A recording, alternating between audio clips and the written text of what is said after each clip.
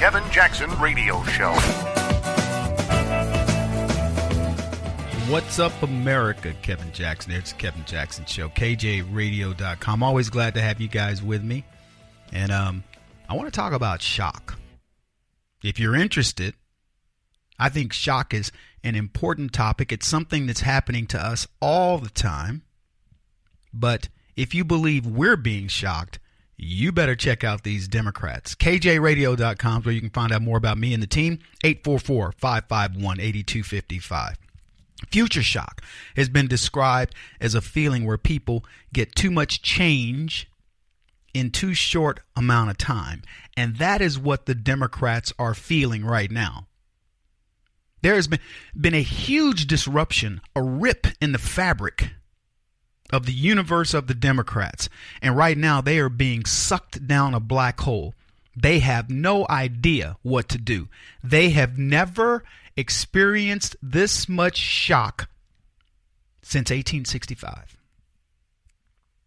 The closest after that came in 1965. And they overcame both of those. And in fact, they pushed all of their bad stuff off to other parties called the Republicans. And the Republicans were too stupid, and they took it. They accepted whatever the Democrats had to say, and they own all this bad stuff. But now the Democrats find themselves in a world of hurt, a world of pain, future shock. They're disoriented because they can see the future. They can see 2018 November looming. They see 2020 looming. They see 2024 looming. How far do I need to go out? I don't know, about a decade, because there's a generation of people who are about to watch a flip happen.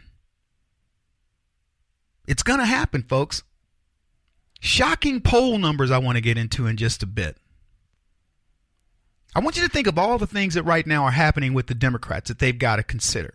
One, they have lost the election. Now, and then, no, nothing new here. I'm not teaching you something, but I want you to remember the shock on their faces. Now, the minions were just mad because their ideology had lost out. But the elitist, the people at the top, they knew something was bigger. Future shock.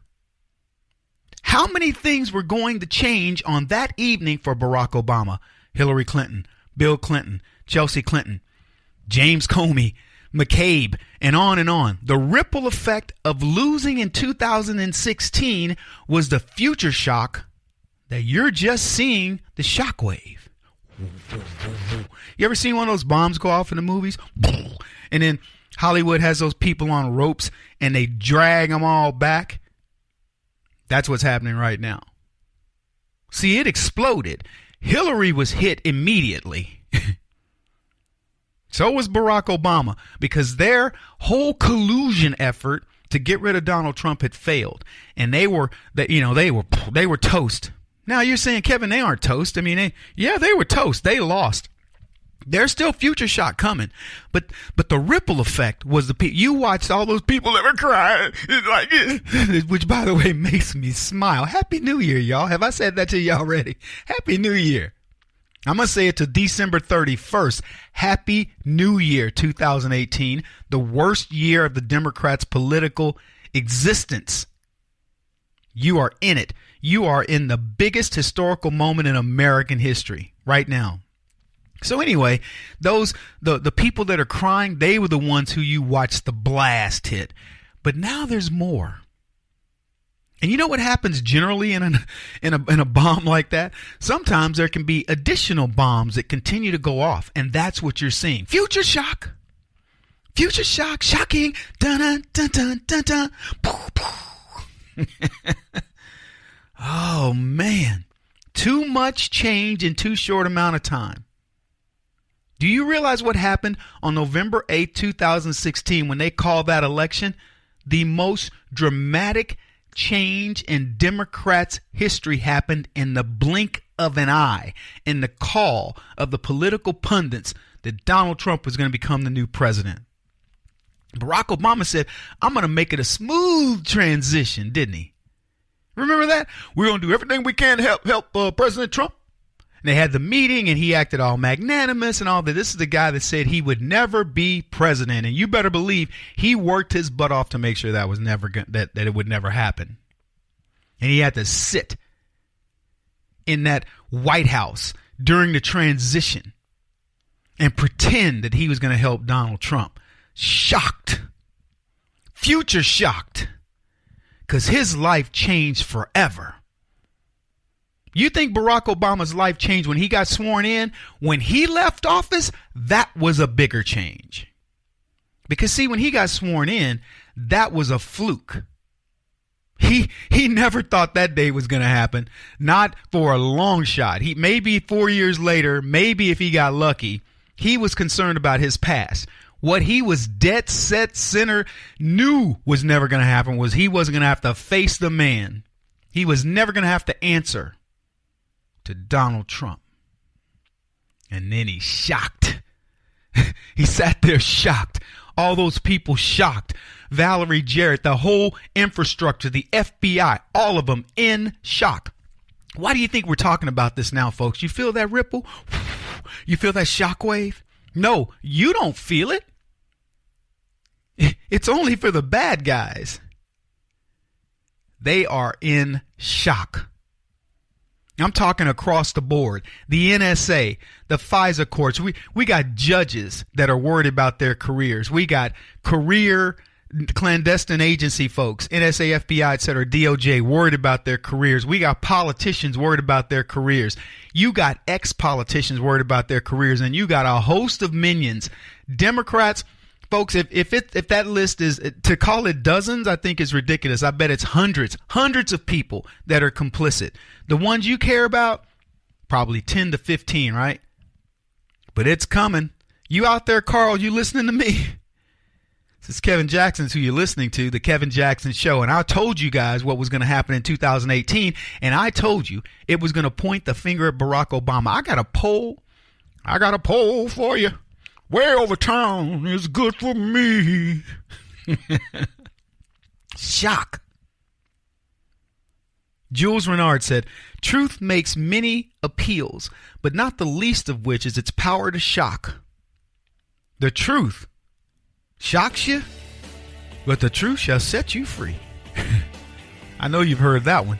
Folks, Kevin Jackson, who you're listening to. Short break. We'll be back in just a bit. I hope you keep it here.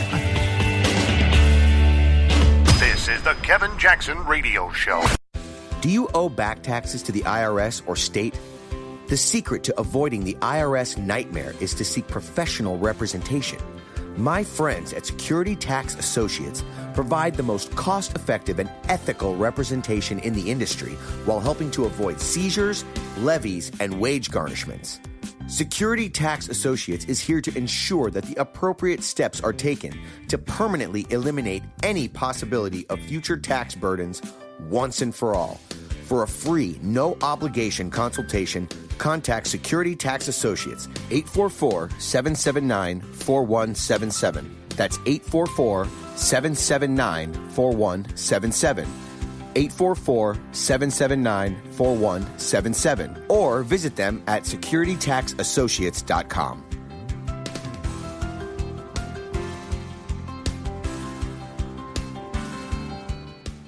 Beth Cook Moranville, author of Closer Than Your Breath, a book of hope. Hope, that wonderful, wonderful four-letter word that you may feel completely out of. I wrote this book to give you great hope. It's not too late. If fetal position is an all too familiar place for you, I understand. If the next 60 seconds are too long, this book is for you. Wherever you are right now, whether you're dealing with divorce or death or sickness, take hope. You are going to make it through this pain. Don't roll your eyes. I've walked this road and I know it. The best is yet to come. Closer Than Your Breath, a book of hope from author and speaker Beth Cook Moranville, can be found on Amazon.com or Kindle.com. For more information, visit closerthanyourBreath.com or on Facebook at Closer Than Your Breath.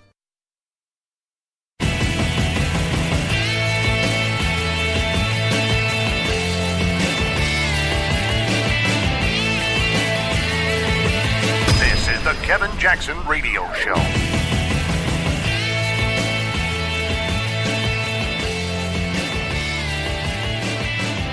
right, everybody, welcome back. Kevin Jackson here. I want to call this our Stupid Stuff segment. And there's no, well, quite frankly, most of what we talk about is stupid stuff. This is a show about stupid stuff. Now, let me explain. We talk about leftism. I don't care what side of the aisle you're on. You can be a Republican or a Democrat. I know leftism no matter what label you want to put on it. So it's stupid stuff because we talk about leftism. A lot of people think this is a biased show. This show is not biased. It's biased to the truth, if that's what you're talking about. But in terms of its content, it's not. I don't have a thing where you say, Kevin, you have no sympathy on immigration. Sure I do. But I'm going to look at it pragmatically. You have no sympathy when it comes to Muslims. Absolutely I do. But I'm not going to overlook that they're the biggest killers on the planet. Maybe, fighting it out between, minority black kids, teenage black kids in America. But they're all bad. I'm just saying, whether you tell me about jihadists or you tell me about these crazy kids that'll might as well kill you, they don't care about your life in the hood or MS-13 gang members. What exactly do you want me to say good about these people? I'm not going to. Oh man, that makes you racist and xenophobic and homophobic and Islamophobic and all. I don't care. Make my middle name phobic for all I care. I don't give a crap what people think about it because they're the ideologues. All Muslims aren't bad. I didn't say that. Didn't say it at all. Know some that I think are pretty good, but here's what I'll tell you. If you can't speak out against the bad of what your religion does, then shame on you. I could. Look, I'm not going to bore you with the details, but if there were issues revolving around my non-denominational church doing bad things or whatever, I would call it out, and if necessary, I'd leave it. It's that simple. So I don't look at this as a show where we, have a side. I really don't. I encourage anybody, call the show 844-551-8255, 844-551-8255. If you can wage a debate with me, I will be completely respectful. I'll challenge you. You may feel a little bit uncomfortable in my challenging of you, but I won't be disrespectful. It may appear a bit sarcastic, but that's how the truth can be sometimes. But I want to debate anybody, and I'll tell you, I'll be respectful. And if you feel like I'm being sarcastic, you can say, Kevin, it sounds a bit sarcastic, but here's what I'm trying to say. And I'll say, well, I wasn't meaning to be sarcastic, or you know what? I really was being sarcastic because I think that what you just said was not very smart. And we'll continue the debate. But I don't have any type of ideology except to get to the truth. And by the way, if you happen to do this, it ain't going to happen, but if you happen to debate me and you win the debate, I will gladly side with you afterwards. That's how easy it is. So contact the show. I promise you I will get you on. Anyway, I don't want to talk about that. What I want to talk about was some of the crazy things that are happening. Right now, they are looking to pass a law on those laundry detergent squeezy, little pellets. They're wanting to pass a law on this because teenage kids are taking the laundry pellet test or something. Have you seen this? Yeah. Let me see what they got. This was a tweet.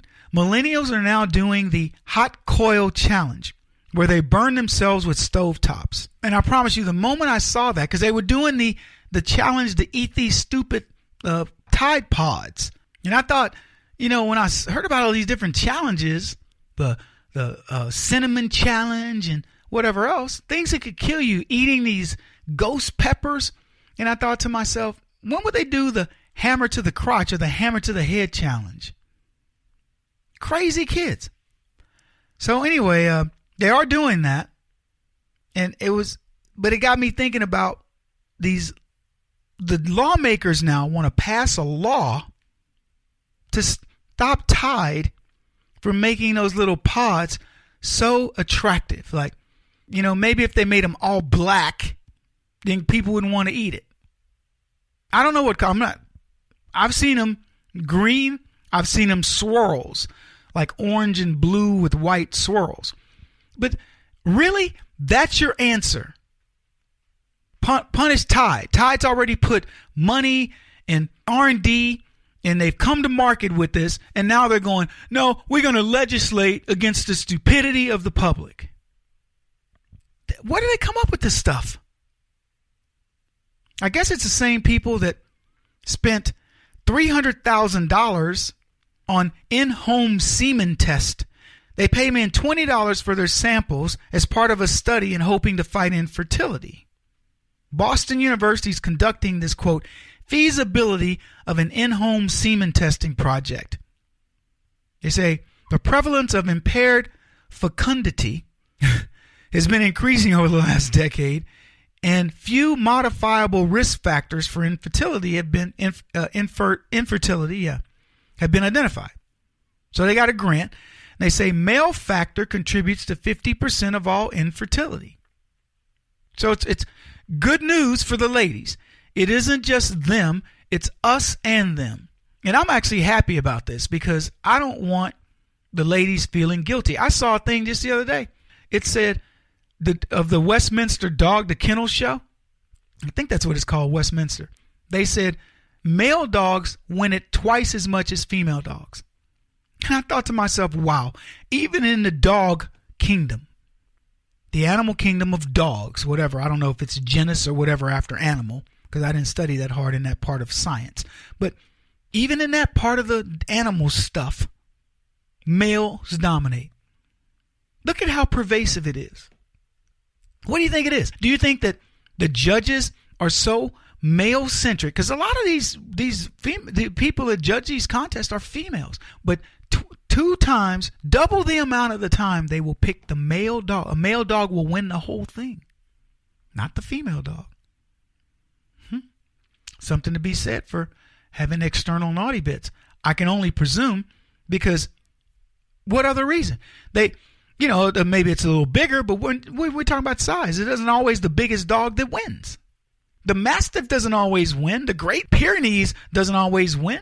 The St. Bernard doesn't always win.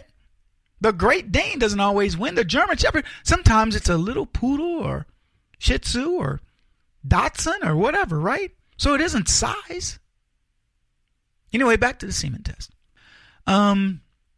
They said that they want to broaden the pool of semen testing, which they said normally only takes place in fertility centers, thereby limiting generalizability. The enrollment of large numbers of men from general population prior to conception represents a unique opportunity to assess the feasibility. I know there's some fellas out there right now saying, you know what, I'll take my $20. One other point, it's kind of sexist because you can't really test the women on their 50% at home. So all the guys are going to be the ones feasting on this one.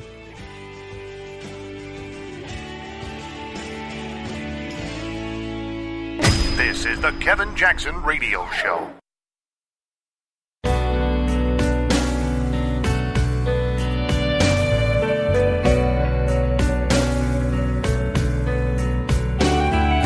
This is the Kevin Jackson Radio Show.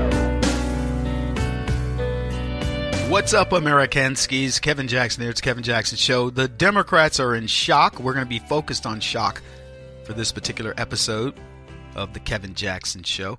And here's what I want to talk about. I want to talk about the latest poll that's come out. I don't know if you guys have seen it, but it's kind of like that State of the Union poll, and you recall those numbers. Maybe we'll talk about those a little bit just to rub it into some of the leftists who listen to the program. But here's what it is. Here's the deal. It's amazing to me what happens when you can no longer control the narrative. And that's why Democrats, and particularly Barack Obama, find themselves in a really tough spot. You guys may not know this, but Barack Obama spent a fortune of your taxpayer dollars making himself look bigger than life. It was an absolutely orchestrated, paid-for, taxpayer-funded campaign that said whatever Barack Obama did, look it up. Don't believe me. Google it. Obama-funded marketing, Obama-funded, feel-good, whatever. You'll find it. And we spent millions of dollars making everything this guy, all his turds smell like roses. Somebody just walked along spraying them with Renews It, right, to make them smell good. There was nothing good about this guy's administration. There's hardly anything you could point at that was good about the Barack Obama administration. But people believe that it was a good thing. People are like, oh, he was amazing, Kevin. What are you talking about? He was the most, they talk about the economy, all these other things. Let me tell you something. Give me $10 trillion and I will make anything look beautiful. Just give me, because that's what we did. It's like with GM. They gave them $50 billion of your dollars. GM paid back $40 billion, got $10 billion of free money in bankruptcy. Now, I'm happy that they gave out this money. We talked about it not long ago. They gave out this 50,000 people, almost 12 grand. Congratulations. But we gave it to them. This is all based on bankruptcy crap. Now, I hope GM goes on and is profitable, et cetera, but I'm just going to tell you, don't act like you've done something so good. Give me give me all the money that it's taken to run the government since we've been a country, and I think I could do okay with it. In fact, give me $5 trillion. I'll bid less. I can name that tune in half note, three notes. I don't need $10 trillion to prop up an economy. But that's what Barack Obama got. And they give this guy so much credit. So the fact of the matter is, but the sad part, I should say, is they give this guy the credit for doing this, but he was using our money to market. If something failed, they go, it wasn't really a failure. You have to look at it differently. Here's the perspective on Obamacare. Here's the perspective on his, drawing the red line. Here's his perspective on the unemployment not really being for real, and on and on and on. And they made the minions feel good. And they didn't direct it at us. You didn't even see it. It was subtle to us. See, the media was already there. Hollywood making him bigger. Put him on late night TV, do this other stuff. And by the way, paying people to write good things, op-ed pieces. There is no boundary to what they were not willing to do to make Barack Obama look good, and knowing that he's a failure. And so you get Trump that comes in, and you know he's a failure.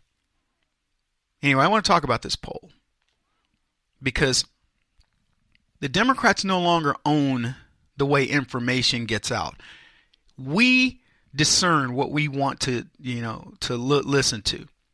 Fox News, Daily Caller, Breitbart, whatever. We are the ones who are making those decisions. No longer is the left. And that's shocking to them. It's scary to them. They've lost complete control of the narrative on the right. But here's the bigger deal. They're losing control on the left. See, they owned it. Media, Hollywood, they managed to make people believe obvious lies. And the cover worked so well that Democrats got a bonehead elected president, and they almost got a woman who should be in prison elected president. That's how blatant things had gotten for the left. Then came Donald Trump, and he called these frauds out and dared to fight back. But it's one thing to fight, folks. Others had fought. But what Trump did was he won. I remember, and you probably do as well, the moment that Donald Trump said that Obama was spying on him. He made these assertions after a conversation that he'd had, I believe, with the Mexican president and with the Australian Prime Minister were leaked. And we were talking about leakers. Now, he had leakers in his midst because he had people that were anti-Trumpers who were Republicans. Couldn't keep their mouths shut. They were in just as big a shock, by the way, as the Democrats. They thought, they were going to get a political insider like a Kasich or, a Lindsey Graham or somebody elected. And here's Donald Trump. So he had leakers inside on the right as well. Well, I mean, they were leftists inside of his. They were Republicans, but they were not real Republicans. But the media scoffed at Donald Trump. They said the leakers are inside your own administration, and others said that Trump was deranged and he was unhinged and he was paranoid and all these other things. But he pressed on. He denied false media reports. He called the media fake news at every turn. Let me tell you something, folks. Think about that. Think about the term fake news. Think about when you first heard it. Did you believe that fake news would be something you'd continue to hear 2 years later? It's almost 2 years since Donald Trump said, they're fake news. That's fake news over there. A year and a half at least. Did you believe that that term would still be something you continue to hear? There's no way I would have believed that. No way. Fake news, Crooked Hillary, and others.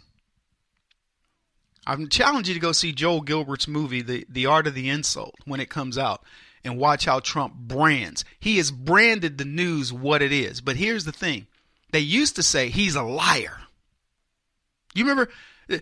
When's the last time you've heard outside of maybe crazy Mad Max, have you heard somebody go, he's lying? That's just a lie. You've not heard that term. They've tried everything to brand Donald Trump. In fact, here's just a good example. When Adam Schiff tried this new tactic of saying we're going to make Donald Trump redact the document, the Democrats' version of the FISA memo, and look at him, he doesn't want to let it out. Everybody already knew. We saw it coming a mile away. And now, guess what? They're rewriting it. And then Schiff is going, well, we're going to rewrite it, but, it was bad that he didn't want it out and all that. And nobody bought it. Nobody bought it.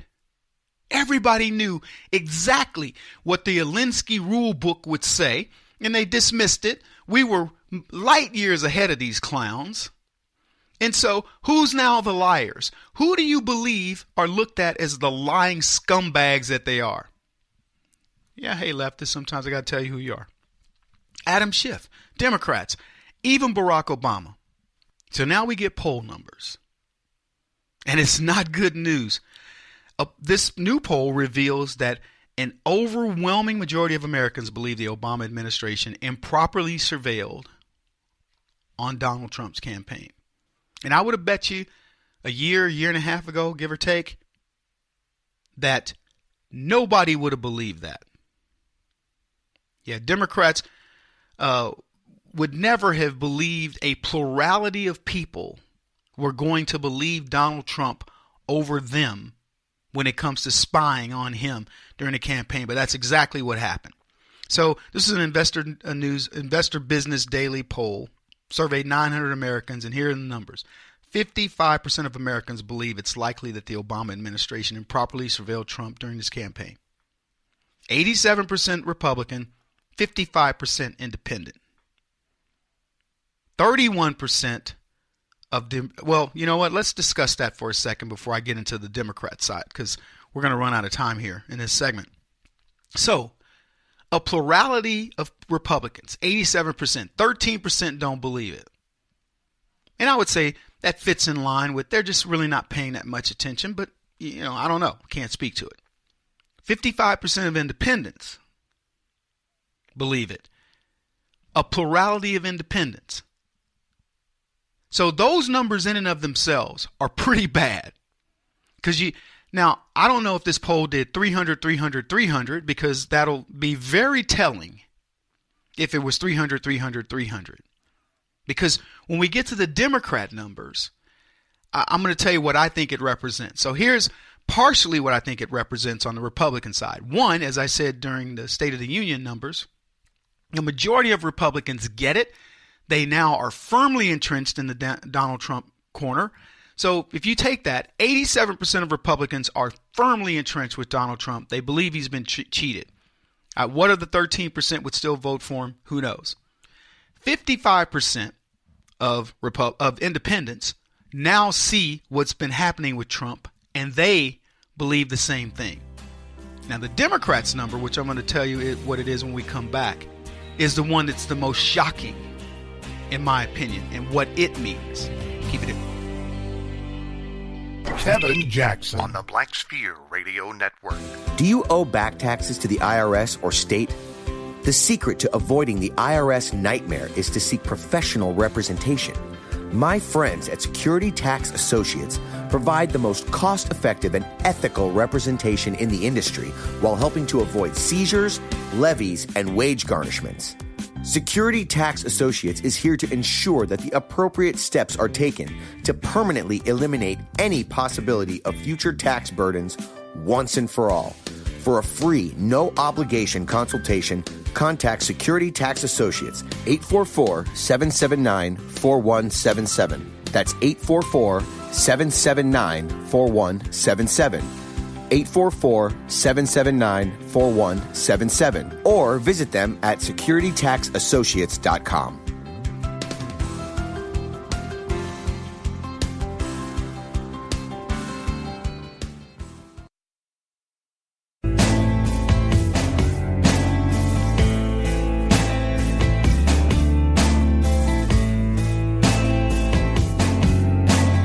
Putting an end to identity politics. This is the Kevin Jackson Radio Show. Welcome back, everybody. Just so we're clear, I don't give a crap about polls. You guys know this about me. It's Kevin Jackson Show, kjradio.com, 844-551-8255. I don't care about polls. In terms of the raw numbers, I care about polls and the trending. That's the real key of what we're looking at here when we start talking about polls. And I just told you they are tracking the Donald Trump and the polling that's come from was he surveilled or not. Rasmussen came out with a poll, and 87% of Republicans said he was surveilled. 55% of independents said he was surveilled. But the bigger number, not in terms of quantity, the number that's going to be most shocking to you is the number I'm about to give you. So I'm glad you guys are here. 31% of Democrats believe that Donald Trump was surveilled by Barack Obama. That means 31% of Democrats see that Barack Obama did something illegal to Donald Trump. Now, as you consider all these other polls that are out there regarding what Trump, his popularity, do they believe in his policies and things like this, let me just explain to you. 31% of Democrats believe Donald Trump was cheated in the election, which means 31% of Democrats probably will look at Donald Trump in the next election or look at the Republican Party. If you want to know how Donald Trump has solidified the Republican Party, I'm giving you the reason. People now see Donald Trump as truthful. They're going to go back and reevaluate everything that's been said about Trump.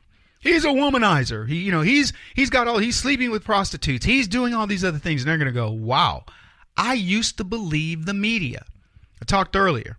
Donald Trump made the media what it really is, we should have been calling it for decades. Fake, fabricated news. Talking points of the Democrats, the leftism that has occurred in America. He brought that out. People thought he's lying. He just doesn't want to face the music. And now what do they think? It's synonymous. Read an article. It will say fake news. CNN, fake news. MSNBC, fake news. ABC, fake news. What you're going to watch, let me just tell you real quickly what's going to happen with the media. They're going to be fighting not to be considered fake news. Can you imagine that when that war begins to occur?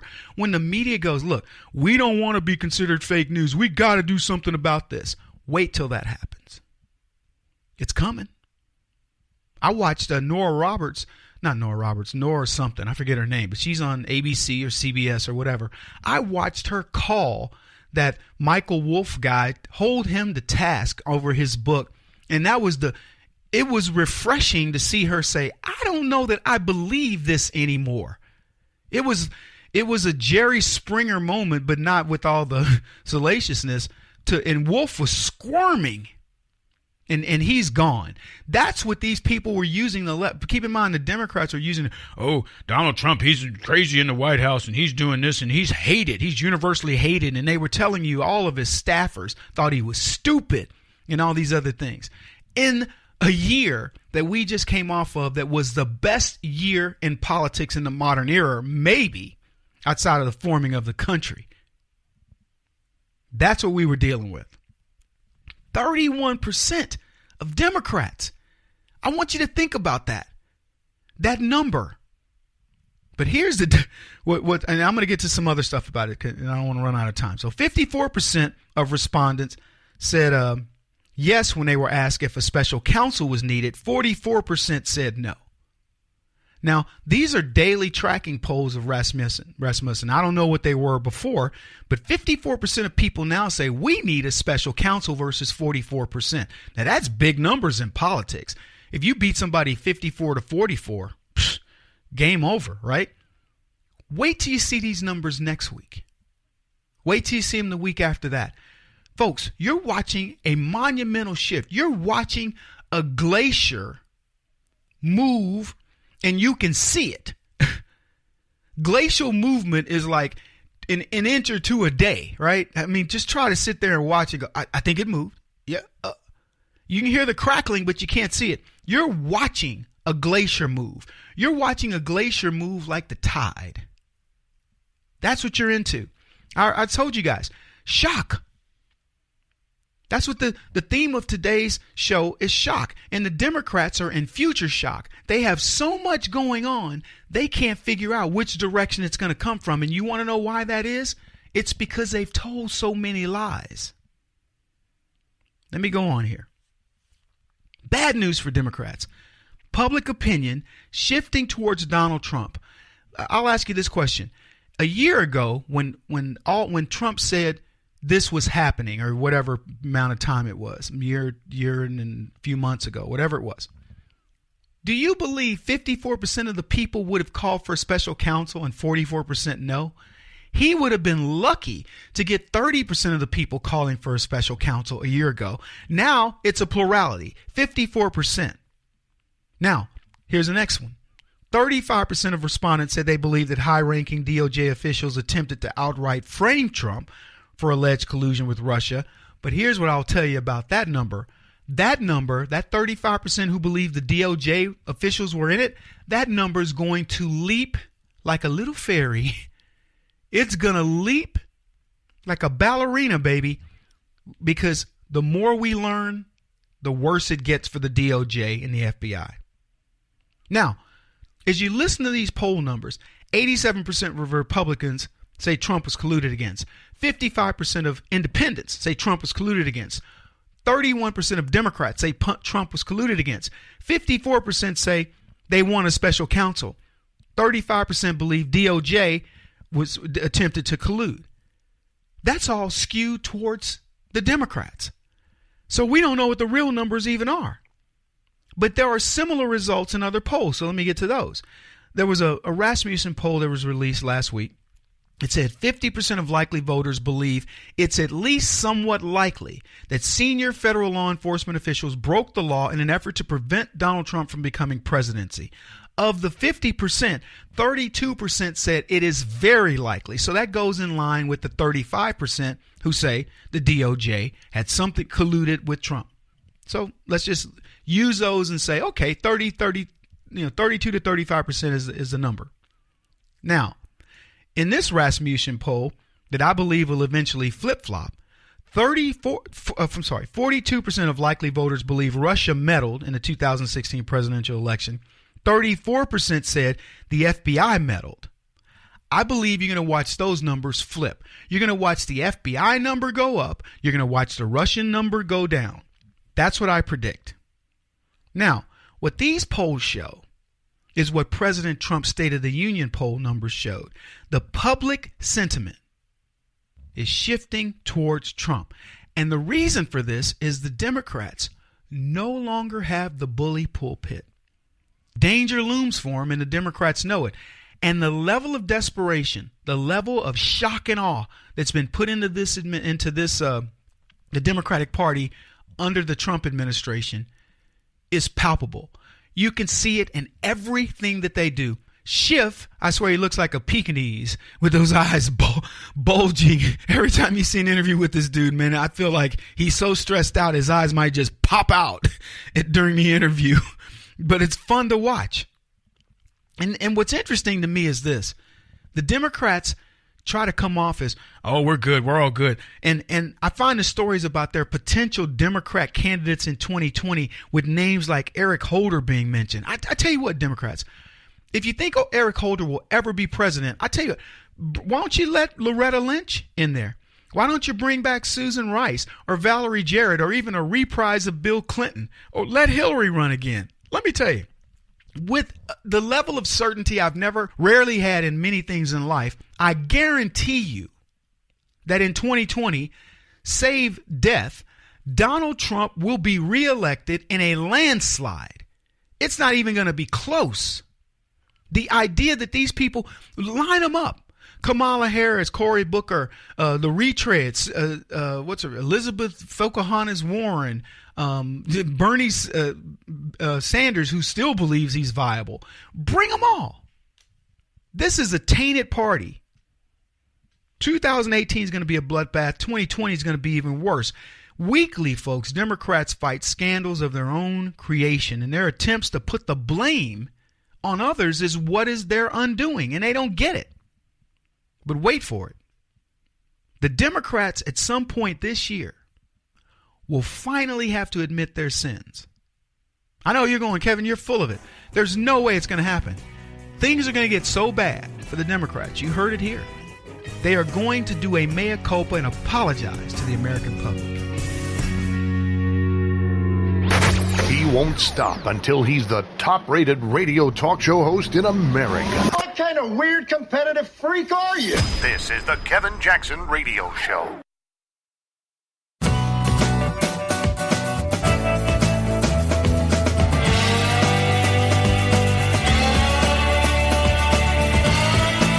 This is the Kevin Jackson Radio Show. The National Enquirer, come on, the cover of National Enquirer. Obama and Hillary order FBI to spy on Trump. Welcome, everybody. Kevin Jackson. It's the Kevin Jackson Show. Can you believe that?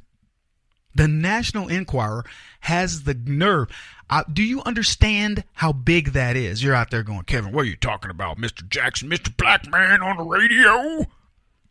I'm telling you that at the level of the supermarket minion, at the level of, the gossip mongers, the Globe, and whatever other little magazines that are out there that gets down to the guttural level of America, somebody said that Barack Obama and Hillary Clinton tried to spy on Trump. We're not talking, the Wall Street Journal. How many people do you know read the Wall Street Journal? Well, we know a few, but how many of your cousin them, or in the case of you white folks, your across the tracks kinfolk, read the Wall Street Journal? But how many of them go to the supermarket? And how many of them look at that National Enquirer, the cover? Have you seen it? Did you guys see the cover? Yeah, you did the story, yeah. So if you see the cover, it's got a picture of Hillary, a picture of Barack Obama, and it says across there, Obama and Hillary order FBI to spy on Trump. That was in every grocery store, convenience store across America. God bless America.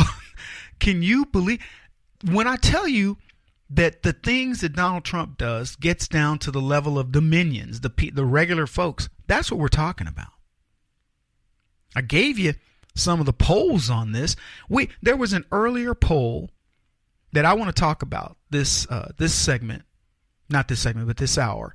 And the reason is it's a shift because you're watching a monumental shift of polling. And what it is, this is the theme of the show today, a shocker. It's a shock for the left. It's probably a shock to many people on the right. What's interesting about shock is it does have that impact. There's negative shock and there's positive shock. The negative shock is what the Democrats are feeling right now. They don't know which way is up. Remember what happened when Barack Obama came into office? And our future shock was we didn't know what this clown was going to do.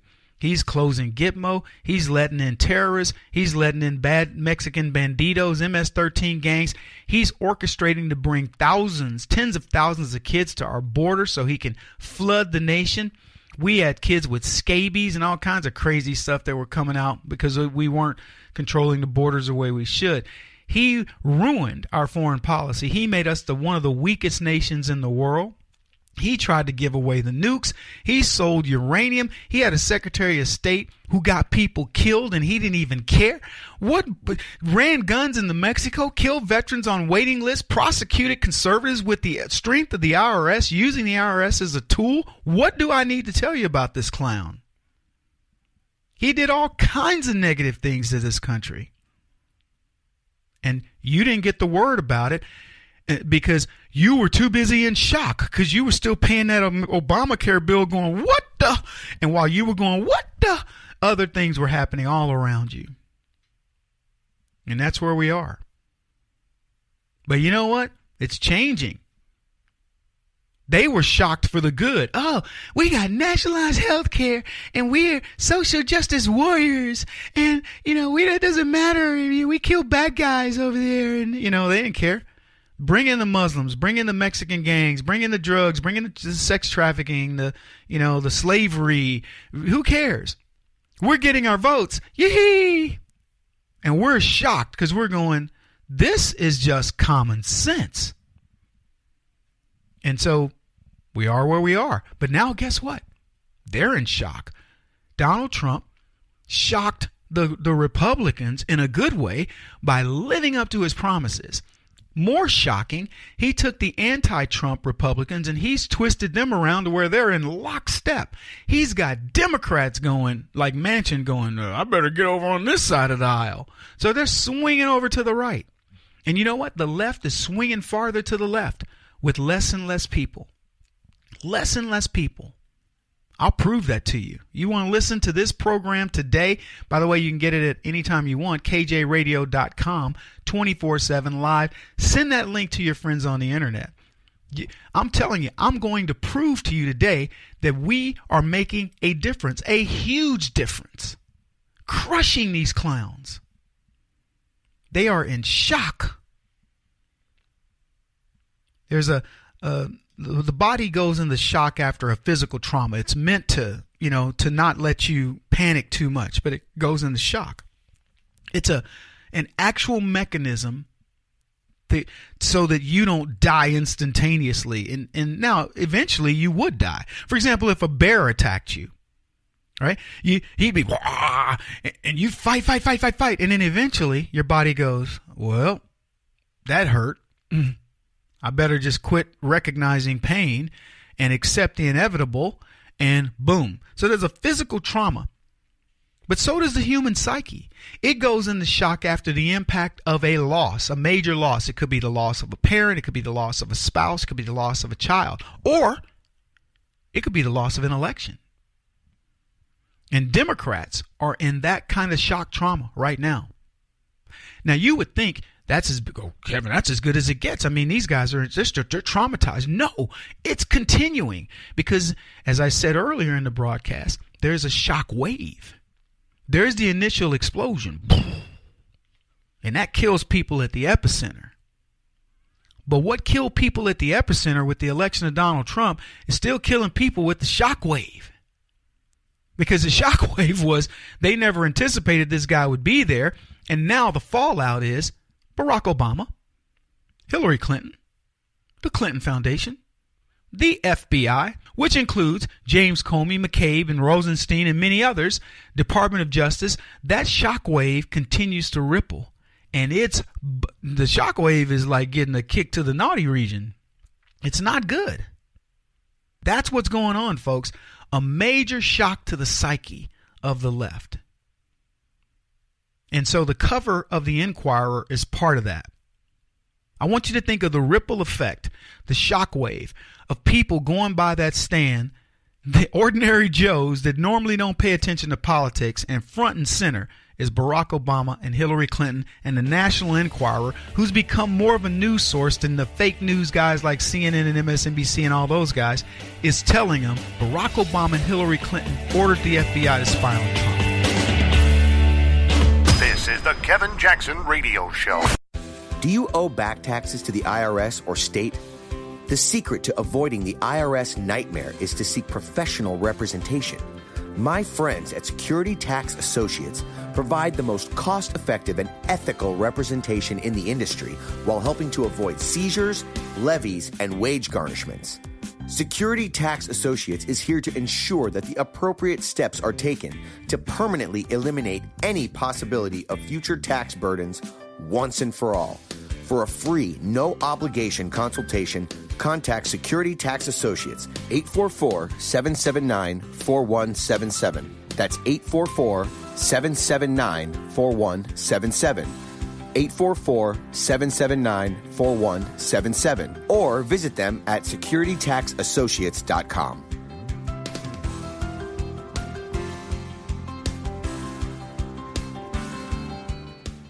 Beth Cook Moranville, author of Closer Than Your Breath, a book of hope. Hope, that wonderful, wonderful four-letter word that you may feel completely out of. I wrote this book to give you great hope. It's not too late. If fetal position is an all too familiar place for you, I understand. If the next 60 seconds are too long, this book is for you. Wherever you are right now, whether you're dealing with divorce or death or sickness, take hope. You are going to make it through this pain. Don't roll your eyes. I've walked this road and I know it. The best is yet to come. Closer Than Your Breath, a book of hope from author and speaker Beth Cook Moranville, can be found on Amazon.com or Kindle.com. For more information, visit closerthanyourBreath.com or on Facebook at Closer Than Your Breath.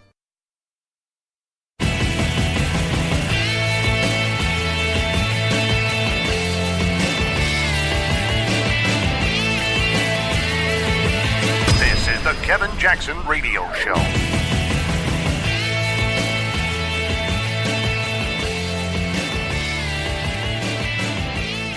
Welcome back, everybody. Kevin Jackson here. If you've been watching the left, they have been touting, and this has been, I don't know when last time I saw it, it's probably been a week or two, but they were touting, that the Democrats are, optimistic about going into 2018 with the, election cycle and all this, and it's starting to dwindle. Haven't heard much about it recently, and I've been giving you guys polls in the last hour. We talked about shocking polls around Obama surveillance. We've talked about the shocking poll post Donald Trump's State of the Union address, and here's what's so sad about all of this. If the left just came along and said, you know what, guys, you were right.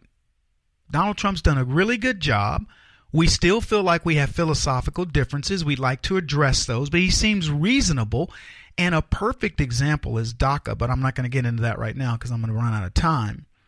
But you would think that these guys would just finally do a mea culpa and say, let's work together. I mean, that's what this is all supposed to be about. But they aren't doing it. And so what I've made a prediction is, and I'm going to say it again. I told you guys I'll say it until it finally comes true so I can remind you, because I do want to tell you, I did not kill Osama bin Laden, but I did predict that Donald Trump will become the next president of the United States. And I was one of the few people that was very confident about it. I never wavered. And certainly, yea, verily, it happened. And yes, I am a guru. So there you go. But there's another poll that and I'm just starting to see this. And this poll came out about, a week, maybe a week and a half ago. And it was in the Washington Examiner. And here's what it says. Democratic lead in generic House ballot collapses from 15% to 2%. So they were saying that the Democrats had a lead in terms of who's going to run the House or whatever. And I don't even know how they calculated it, but I'll tell you what the article says. It says Republicans are gaining on their Democratic counterparts in the generic House ballot, a new poll published recently found. Democrats maintain a lead over the GOP on the generic ballot, with 47% of registered voters saying they'd support Democratic candidates over Republicans if the election were held today. 45% of voters would support GOP candidates. Now, this was a Monmouth University poll. So 47% would favor Democratic candidates over Republicans. 45% of voters would support GOP candidates. Now, this, again, we're a year into Donald Trump at this point. I mean, over a year. And that's the polling, according to Monmouth University, that still people prefer Democrats over Republicans. And I can only presume that they believe Republicans are obstructionists, that they shut down the government, that they don't stand for the principles of Barack Obama, blah, blah, blah. Who knows? But here's what they said.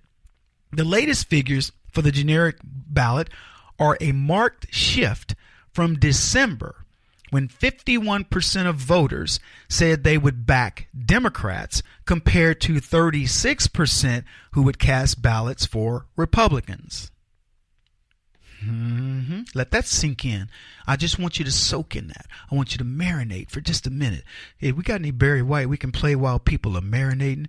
Boom, boom, cha. I'm never gonna give you up. I'm never gonna stop. Anyway, so here's the deal. Sexy talk aside, sexy voice aside of Kevin Jackson, that is huge. In a month, I think those are December versus January numbers. In a month, the Democrats supposedly had a 51 to 36% advantage over Republicans, over who the country wanted to see running things. Now, keep in mind, this doesn't affect most of the races. Most of these races are, these guys have enough money, they got enough momentum. But now it's 47 to 45, 2%, which has to be within the margin of error, as they say. But that's within a month. I want you to picture this, a 15-point swing going to a 2-point swing. What do you think it's going to be next month?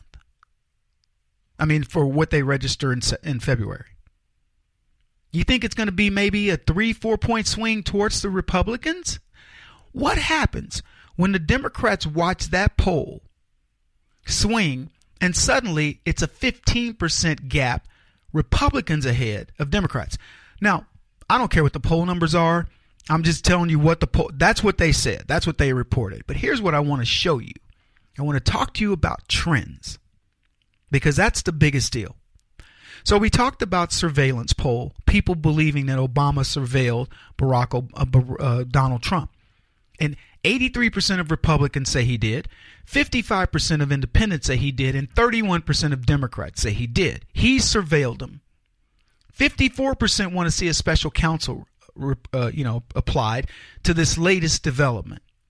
Now, prior to that, the polls for the State of the Union, 97% of Republicans said it was amazing, 72% of independents said it was amazing, and 43% of Democrats said it was amazing. Now, go back and look at any poll from when Donald Trump, from the moment he took office, they said he's the lowest polling president to win election. When he got elected, I'm talking about his president-elect. When he went into office, they said he's the lowest polling president to be sworn in. They still want Hillary, the popular vote, blah, blah, blah, right? They were telling you this is what's going on with the polls. And suddenly, you in the very same polling that is not heavily, but it's certainly skewed towards Democrats. I think it's heavily. It's skewed towards Democrats and independents. You're now seeing numbers in the 50-plus percentile that are Trump is moving in the right direction. We like the new version of this. We certainly approve of Trump in this regard. And you've got this monumental shift. We're not talking about 1 or 2 points, folks. We're talking about monumental shift. Imagine you're a Democrat strategist, and 2 months ago, you had numbers that showed Trump at 36%, and suddenly he's now at 47%. And your number's gone way down. What are you thinking? Tell me what's mama's milk for these guys right now. I'd like to know, what are they going to hang their hat on? Voting no to the tax cut?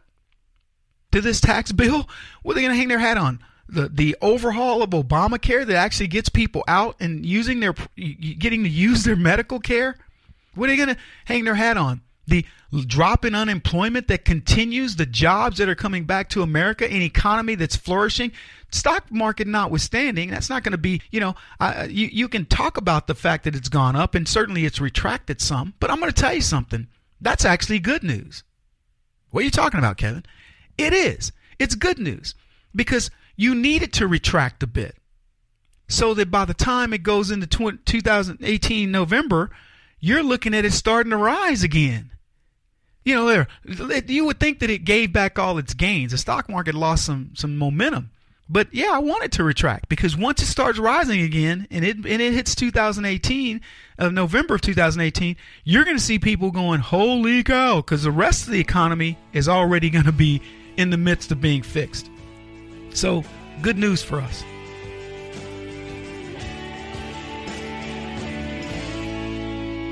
This is the Kevin Jackson Radio Show.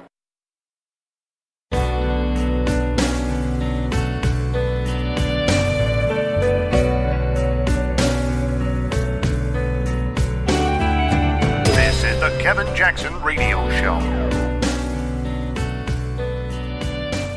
I got to tell you, I love it when these leftists get caught in their own traps, their own words. Catch them. Welcome, everybody. Kevin Jackson. It's the Kevin Jackson Show. kjradio.com. I'm talking about. See, that's where the T was coming from. I'm talking about Warner, Senator Warner, who. Well, let's just play his clip as he had this to say, and then Jim Jordan commented afterwards, and then we'll get into the story. But Senator Warren, top Democrat on the Senate Intelligence Committee, leading a congressional investigation into President Trump's so-called ties to Russia. And here's what he had to say when he thought he had Donald Trump Jr. by the short hairs. I think that the president, frankly, I can't believe what he's saying. I mean, here was in black and white an email that said, hey, meet with this Russian lawyer acting as an agent of the Russian government, and this is part of the Russian government's effort to help then candidate Trump and to discredit Clinton. I don't know anybody, Democrat or Republican, that would take that kind of meeting with not only a foreign government, but a foreign adversary, and frankly, a government that we've learned was trying to hack into our whole electoral process and frankly fairly successfully was able to interfere. Okay, now that was Warner early on in this so-called investigation, and as we've learned, a complete and utter liar. And everything that he just said is completely bogus. The Russians did nothing to influence our elections. Donald Trump has nothing to do with the Russians. And then we learn that Warner himself, the guy who is saying you should not be taking this kind of a meeting, blah, blah, blah, he is nothing but a lying scoundrel, and text messages snagged him. This is the guy who had extensive contact last year with a lobbyist for a Russian bigwig. They call him an oligarch. That's what everybody's using. They don't want to tell you what that means. It's just a bigwig tied to the government, who was offering Warner access to the former British spy and dossier author Christopher Steele. And we got this from text messages. Here's what Warner texted to this lobbyist. His name is Adam Waldman. On March 22nd of 2017, we have so much to discuss. You need to be careful, but we can help our country. Now, that's not a guy looking for answers. That's a guy looking for an outcome to a narrative that's already been set. Can I get a hallelujah? Of course. And so Waldman texts back, I'm in. His firm has ties to Hillary Clinton. So Warner plotted to bring down Donald Trump with the help of a Russian lobbyist, but this clown had the nerve to slam Donald Trump Jr. for a meeting with the Russians that we now know had zero collusion. There was nothing involving Russian collusion other than Donald Trump Jr. saying, okay, if you got some information that can help us in the campaign against Hillary Clinton, we're willing to listen. 5 minutes into the meeting, he goes, this meeting's a joke, and he excuses himself. And that's it. And for the record, gave over all information, all text, and everything involving the meeting. Anyway, here's what they say about Warner's text exchange. They said throughout the text exchanges, Warner seemed particularly intent on connecting directly with Steele without anyone else on the Senate Intelligence Committee being in the loop. Now, this is well beyond protocol. It says, in one text of the lobbyist, Warner wrote that he would, quote, rather not have a paper trail of his messages. And I could see why Warner would want this. You can't have an investigative committee connecting the dots on the witch hunt against the president because you would be accused of sedition. It's funny, people are now going back to what happened when they plotted against Abraham Lincoln. 4 people were hung, including a woman. Hung for sedition, treason. And what do we do today? We let them run for president. It certainly follows the course of action of the Democrats to hide stuff, doesn't it? Peter Strzok and Lisa Cage were jubilant at figuring out ways to get around that pesky federal records requirement. They discussed how to evade those requirements in private text. And here's what Page says. Have a meeting with Turgot about getting iPhone in a day or so. Strzok says, oh, hot dang. We get around our security monitoring issues, ? Page, no, he's proposing that we just stop following them. Apparently, the requirement to capture text came from the Office of Management and Budget, but we're the only org, I'm told, who is following that rule. His point is, if no one else is doing it, why should we? I'm told, thought I'd seen that there was an IG report that says everyone is failing, but one has changed everything, so why not just join in the failure? They're rationalizing not keeping these texts the way they're supposed to, according to federal record standards. And they're saying this, why is it nobody's doing it in Obama's government? Why do we care?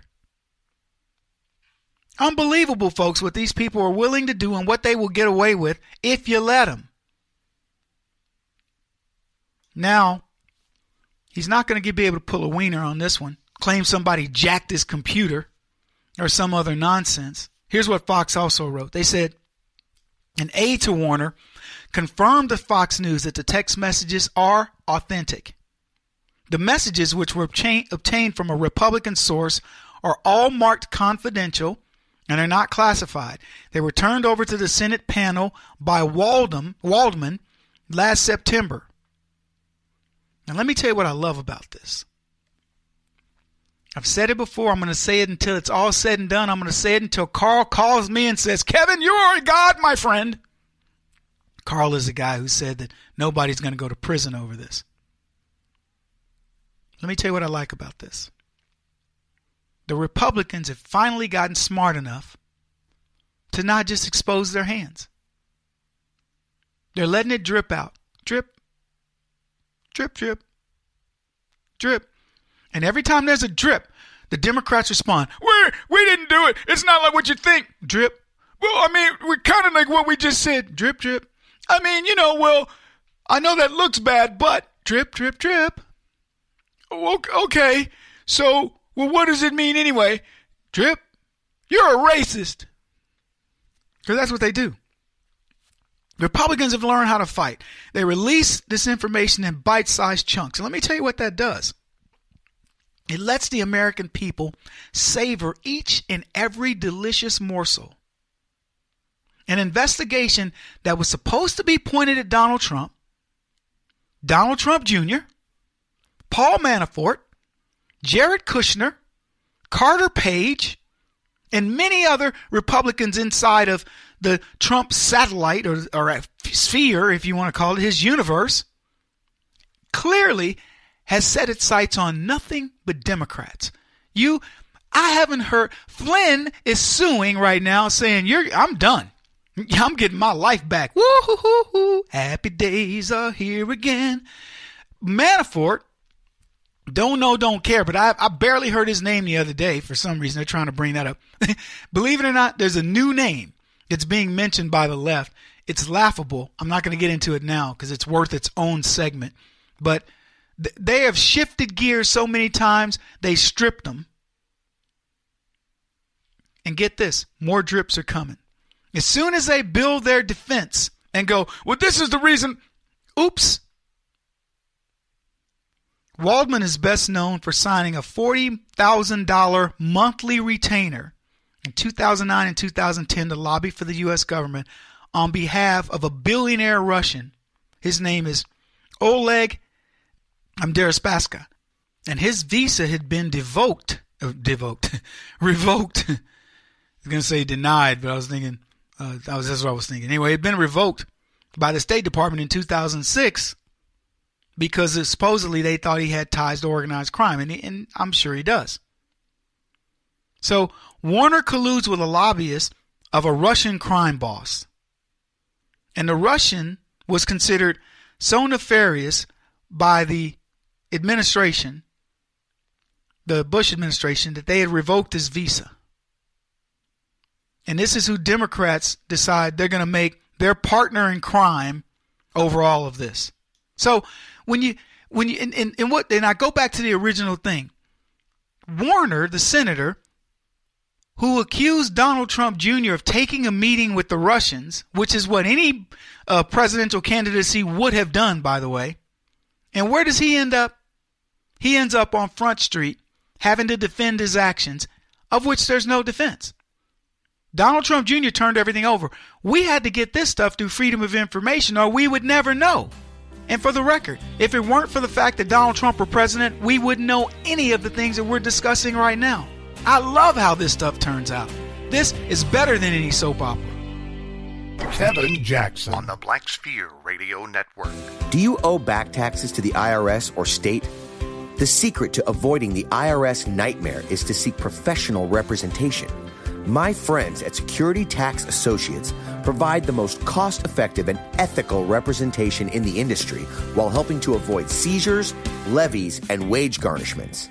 Security Tax Associates is here to ensure that the appropriate steps are taken to permanently eliminate any possibility of future tax burdens once and for all.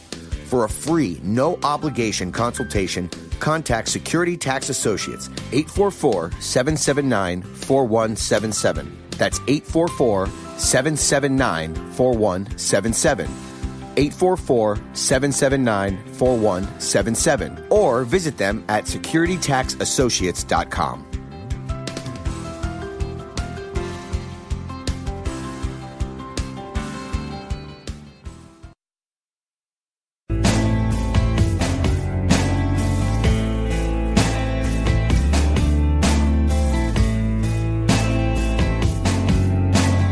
Putting an end to identity politics. This is the Kevin Jackson Radio Show. Welcome back, everybody. Kevin Jackson here. I want to cover some tweets. This is some good stuff. Get this. So Ari Fleischer said this: the 5 leading Senate Democrats who likely will run for POTUS, Booker, Harris, Gillibrand, Warren, and Sanders, all voted no on the budget. It will be fun watching how each maneuvers so no one can get to their left. The farther left they go, the harder it will be for them to win a general. This is George Bush's guy from a while back, Ari Fleischer. He's exactly right. Hey, glad you guys are here. It's Kevin Jackson Show. You know what? I love covering these tweets, and I think this is a great addition to the program. We used to do Tweet of the Day and stuff like that. Twitter's become such a powerful tool. In fact, the other day while the market was down, Twitter was up like 4%. I don't know why. It was funny that the market dropped 1,000 points and Twitter was up 4%. So maybe Donald Trump's propping it up for all we know. But there's no way to pick just one. That's the point. You guys are so clever. By the way, if you're on Twitter, you can connect with me at Kevin Jackson TBS. That's how you can find me. Tucker Carlson said this: there are more immigrants in our country right now than at any other time. Is this country more united? Stronger? Just the opposite. And everyone knows it. Maybe it's because our elites welcome immigrants by telling them how flawed America is and how bigoted its native population. Hashtag Tucker. And here's what's interesting to me about that. Tucker Carlson is not only right, but it brings up such a deep level discussion around DACA that I've already touched on. And that's not, I'm not trying to say, hey, Tucker's thinking along the same lines, but he kind of is. Because see, what I've said about the people that we bring into this country as opposed to letting them in illegally. Everybody looks at DACA and some form of immigration reform as a bad thing. What this immigration reform is going to do is it will take the people who are here illegally and it's going to run them through a gauntlet. And that gauntlet is the American system. They got to learn the language. They got to learn. Think about everything they've got to do to go through the system legally. They got to pay a fee. They got to learn the language. They got to study up on civics. They got to do everything that the people who've been doing it the right way would do it. And I would love to have someone who's processed in, that's a legal immigrant to this country. Call the show. If you don't want to call, no problem. I got friends that I can bring on. But the number is 844-551-8255. And if you don't get us live, leave me a way to contact you, and I'll get you on the program. And I want you to tell us how you got into the country and what all it took. Now, I've got friends that have gotten in. It's amazing stories. I got one friend who came in, and he was on a true refugee status. He would have died had they gone back to Ethiopia. Can talk to him. I have another friend who came in on the lottery. African friend. I tell his story often. Put him in a hotel, and he was watching the running water going, what is this? He never, it was like, this is wild. And on. I got all kinds of legal immigrant stories. And I can tell you a few illegal immigrant stories because we had a guy's name was Mike. When I grew up on this big cattle ranch in Texas working for this wealthy white family, Mike had been there longer than we had. He would come every year, work in America, and return to Mexico walking. I don't know if he hitched a ride or halfway or whatever, but he found his way back to that ranch every single year of my life growing up. And I don't know when old Mike finally didn't make the trek, but I knew him my entire existence on that ranch. He worked there for whatever period of time, and then one day, Mike was gone, gotten his paycheck and disappeared back to Mexico. And you know what? I appreciate that. He couldn't make money in Mexico. He made the trek to America. I don't know what it took for him to get here, but man, he did it every time. We're talking Central Texas. And he made it. And then he would leave, go take care of his family, and he'd come back to Texas. He wasn't partying. He wasn't philandering and going to the, to the male, the clubs. He was working his butt off and going back home and taking care of his family. And I don't know what happened to Mike's lineage and all that. The dude didn't speak enough English to say grace over, and at the time I didn't speak any Spanish, so it was pretty much hola and buenos dias. But I'm proud of the dude. And if many of the Mexicans coming to America were to get their work permits and then go home, I'd be proud of them too. But I'm not proud of the ones who stay and want to take advantage of our system. And so what Tucker is saying is when these people come over here and they are flawed, they're told America's bad, and then they start marching against us, holding up their flags from the very country that they don't even want to go back to.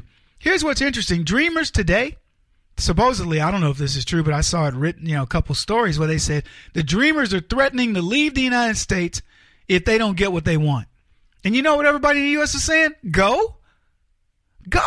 You want to go back to Guatemala? Go. You want to go back to El Salvador? Go. You want to go back to Mexico? Go. You want to go to Africa? Go. When is it that these people stop looking at this country as, milk and honey? I can come over there and do something with my life versus this country owes me something. This country doesn't owe them a doggone thing. And what was funny, Michelle Malkin said something along those lines. She said, the reason why these dreamers don't deserve to be here is because they claim that they're entitled. How are you entitled? Your parents brought you over here illegally, and we've been trying.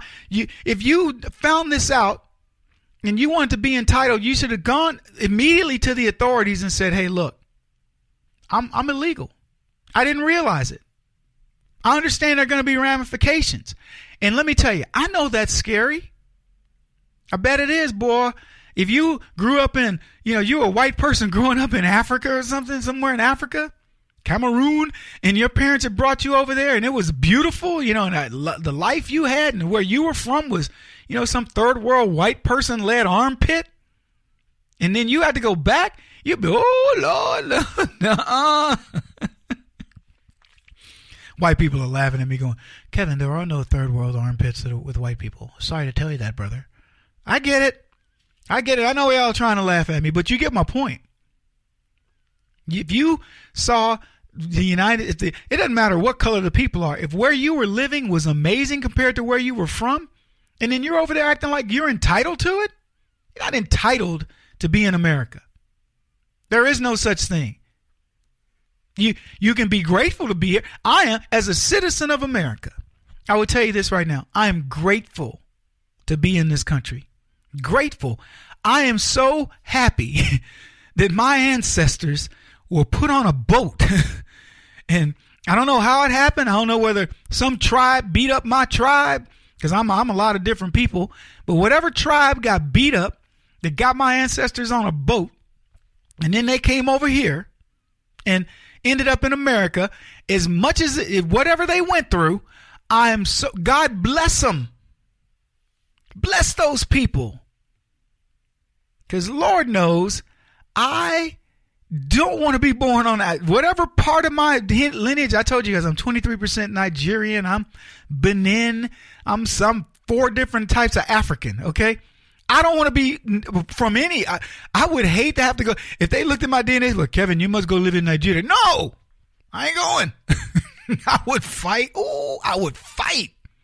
Man, I would put my skills to. Let me just say this. You better bring more than 4. Oh, they big boys, right? Big old ATF, Secret Service, Green Beret. You better bring more than 4. Yeah, bring 3. Watch what happens. Send them. I'll be in there eating a lunch when they send in the next batch. They're like, Kevin, you ain't that bad. Green Berets and Navy SEALs, they take you down. Try to send me to Africa. Watch how bad I am. I'm like a rabid baboon. Man, a leopard won't mess with me. I cut you to shreds. I ain't leaving America. I'm Native American. That's right, baby. Born in Trenton, New Jersey. I'm as native as they come. Yeah. Give me my headdress. Shoot. I may have never made an arrowhead in my life, but I'm Native American. Never worn a headdress. Never killed a buffalo. Just as Native American as anybody else. So I love what Tucker is implying, though, because it's so true. The left have certainly made America, we're the bad guys, and yet everybody wants to come. And they're the ones, in his bigger point, we're not stronger with these people. It would be different if they were bringing the fabric of their being here, but we're not, because the left doesn't. He won't stop until he's the top-rated radio talk show host in America. What kind of weird competitive freak are you? This is the Kevin Jackson Radio Show.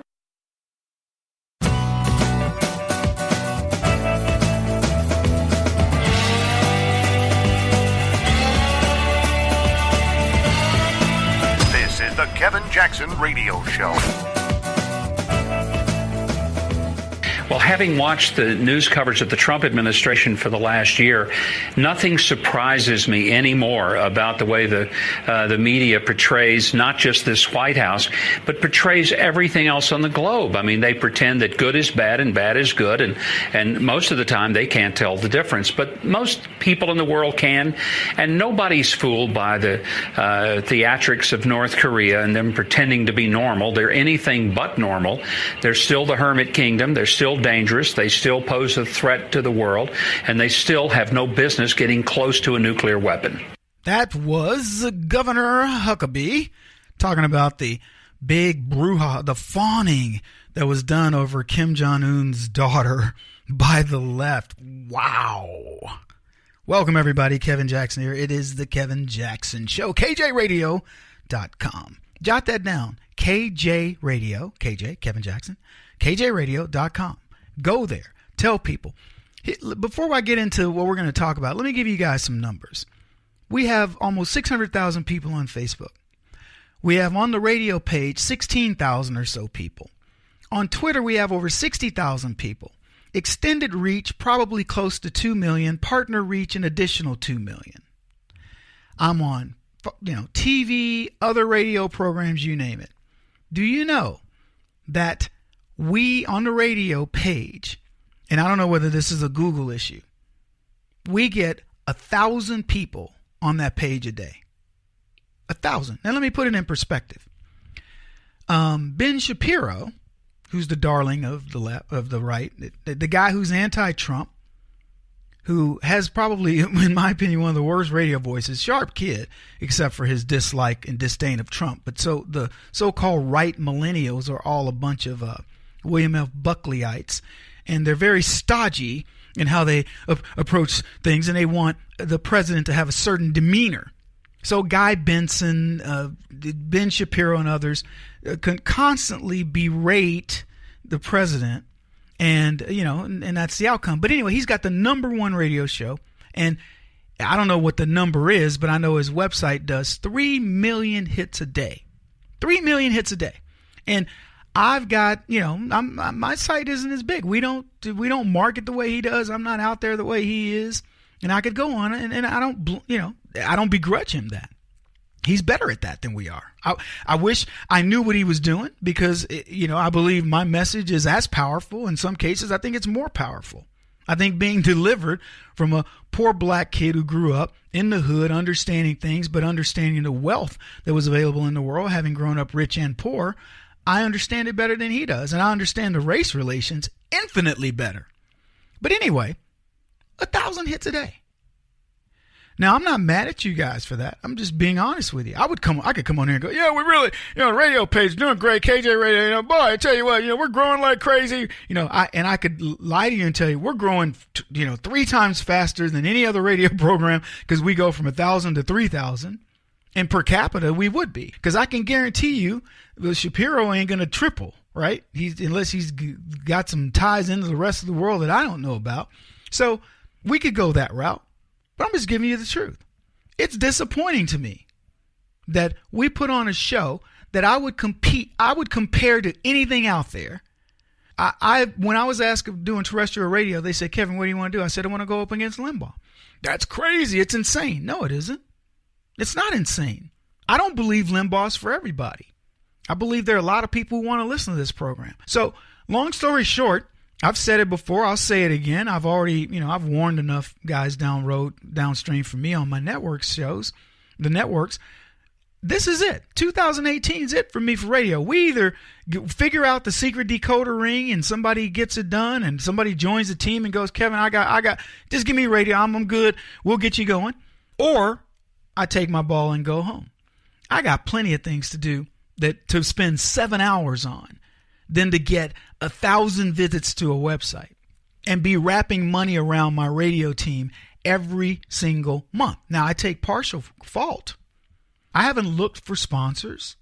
I haven't cared, because I honestly believed that people would hear the show and go, man, this guy, he's got to do, and I'm not trying to make it sound like people have been throwing me lifelines and I've been ignoring them, because, and maybe they have, but I haven't seen them.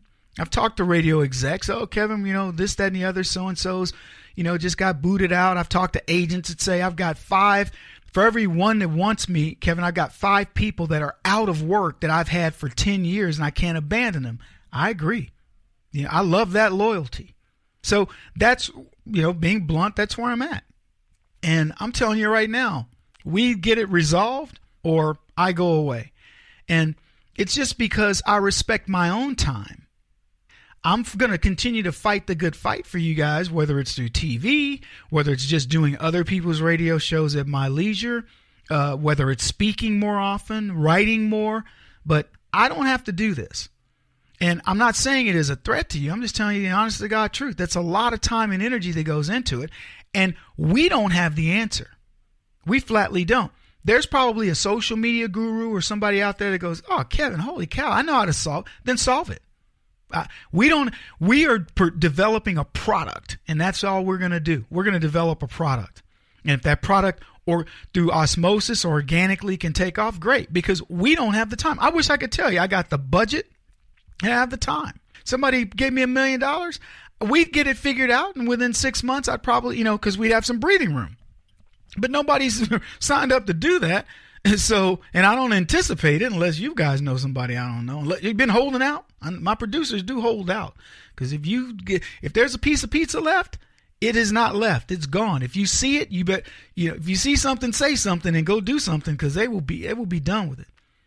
Anyway, that was Huckabee talking about North Korea, and he's saying, that it's not even shocking to him that the media would fawn all over a dictator's sister, pretending that the things that go on in North Korea don't exist. We watched the guy get shot running from the North Koreans. We watched the guy during the State of the Union, where Donald Trump had this dude on. We've been watching these people for a long time. We know what North Korea is about. And here's the media fawning all over him. Wilhelm Friedrich Schlegel said this. He says, when reason and unreason come into contact, an electrical shock occurs. It's called polemics. And that's what's happened here. These guys no longer know how to behave. The shock therapy doesn't get to them. They are immune to polemics. You aren't. You see the shock and you recognize what to do about it. Now you just got to make sure they see it. This is the Kevin Jackson Radio Show. Do you owe back taxes to the IRS or state? The secret to avoiding the IRS nightmare is to seek professional representation. My friends at Security Tax Associates provide the most cost-effective and ethical representation in the industry while helping to avoid seizures, levies, and wage garnishments. Security Tax Associates is here to ensure that the appropriate steps are taken to permanently eliminate any possibility of future tax burdens once and for all. For a free, no-obligation consultation, contact Security Tax Associates, 844-779-4177. That's 844-779-4177. 844-779-4177. Or visit them at securitytaxassociates.com.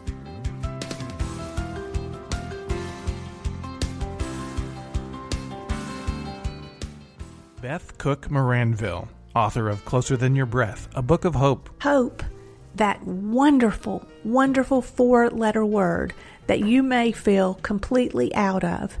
I wrote this book to give you great hope. It's not too late. If fetal position is an all too familiar place for you, I understand. If the next 60 seconds are too long, this book is for you. Wherever you are right now, whether you're dealing with divorce or death or sickness, take hope. You are going to make it through this pain. Don't roll your eyes. I've walked this road and I know it. The best is yet to come. Closer Than Your Breath, a book of hope from author and speaker Beth Cook Moranville, can be found on Amazon.com or Kindle.com. For more information, visit closerthanyourBreath.com or on Facebook at Closer Than Your Breath.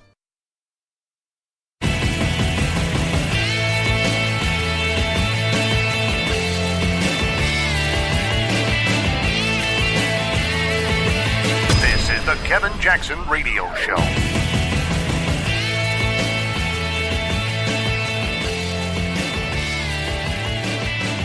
Welcome back, everybody. Kevin Jackson here. Kevin Jackson Show. We're talking about shock, and I would call it shock and awe. A lot of shock going on right now. 2016, November 8th, going into 2017, and the year that was the best year in modern politics, the history of modern politics, completely upended the devious plan of the scoundrel Democrats, because despite being obstructionist, Donald Trump had a stellar year. I can't even imagine what this guy would have accomplished had he not been fighting against the left. So we have that.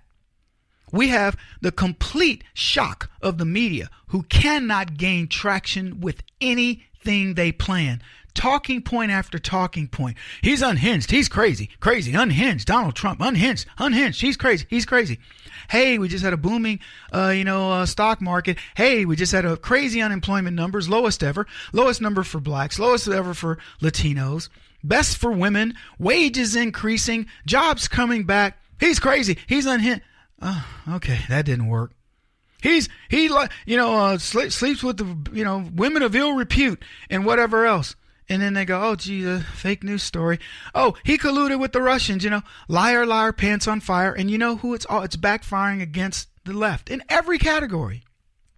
The Hollywood guys. De Niro coming out. He's now speaking on some, I don't even know what it is. It has not climate change. It actually has to do with like monetary policy or something. He's considered the expert over at some thing that he's doing. He's marginalized. Nobody gives a crap about him. How many of these leftists have made the change over, have said, you know what, geez, I was wrong. I was completely wrong about Trump. They're now making the change over. Poll after poll showing the transition, anti-Trump to pro-Trump. F.H. Bradley said this, there are persons who, when they cease to shock us, they cease to interest us. Think about that. You have Holly weirdos that have shocked us right there. They always come out with something. They got to come out with, I want him dead. Look at what's her name did. Kathy Griffin cutting off Trump's head, and Snoop Dogg putting a toe tag on him, and then in a video pretending to shoot the president, and so on and so forth. And you know what? We're not even shocked by them anymore. And what that means, they no longer interest us. They come out, they make their statements, and you just go, whatever. Late night comedians used to thrive on us going over and paying attention and giving a crap. Trevor Noah couldn't scare up a conservative audience, no, under any circumstances. No way.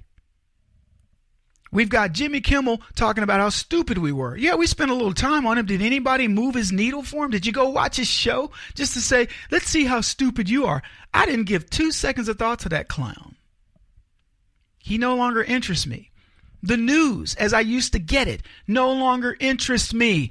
The craziness that comes out of the mouths of leftists no longer interests me. They cannot shock us anymore because we understand there is no limits to the depths of their depravity. These are the people that condone pedophilia. These are the people that condone rape culture. They don't care if people come over here to kill you and openly say it. These are the people who will mock you for having a sense of core beliefs, something that you care about. They want to shock you. Shock and awe. But you know who's getting shocked? They are. They're the ones getting shocked. You're voting with your dollars. You're voting with your time and attention. You no longer care. Football, good example. I was a big time football watcher. I, love watching these guys. Every kid grows up wanting to be them. I'm fortunate enough to have had some level of success in sports. But the point is, whether it's you were a fighter or you were a basketball player, you're a hockey player, whatever. That's every kid's dream is to do. I didn't watch one down of football where I had a choice. If I was in, the airport and they had it on, I might look up occasionally, but I even then made announcements, proclamations. I can't stand these kneelers, etc. What's happened to them? Played a Super Bowl game that lost crazy numbers. Remember when Trump first got elected and they said, who was it, Macy's or somebody says, we're not going to carry his ties. And then Nordstrom's kicked out of Ivanka.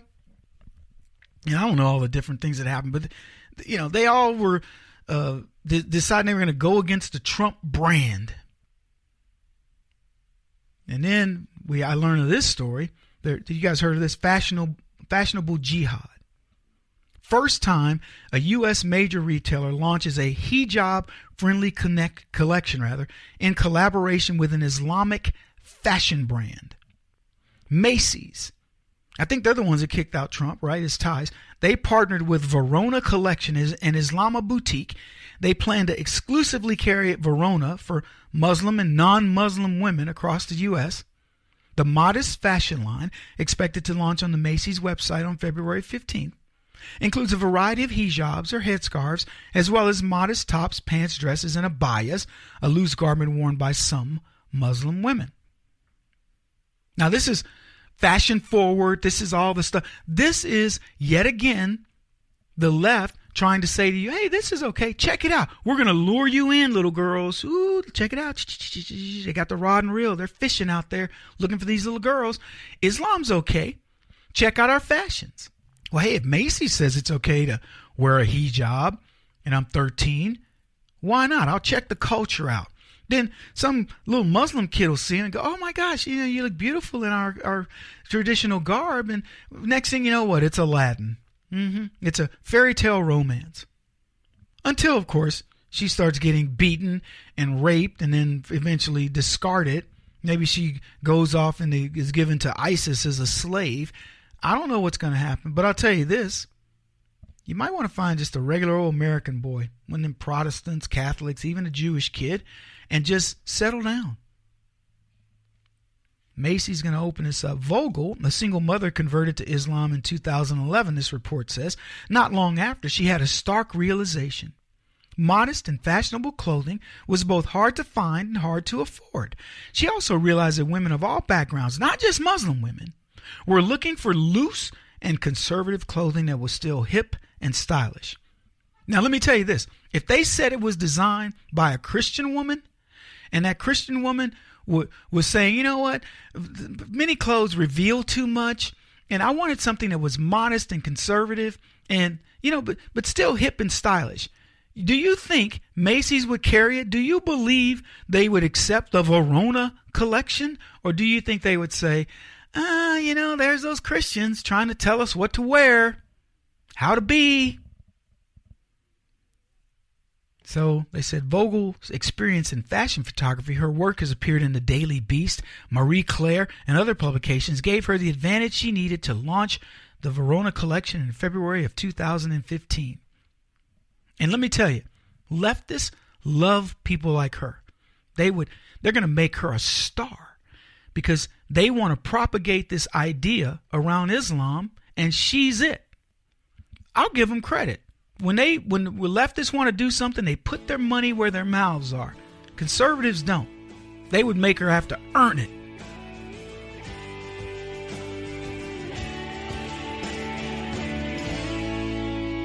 This is the Kevin Jackson Radio Show.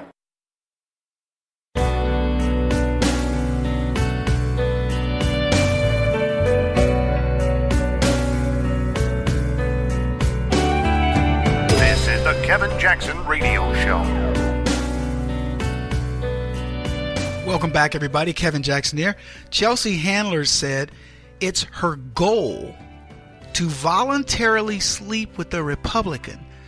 So she has to, this guy tweeted, so she finally worked her way through the entire Democrat Party. And I just thought that was hysterical.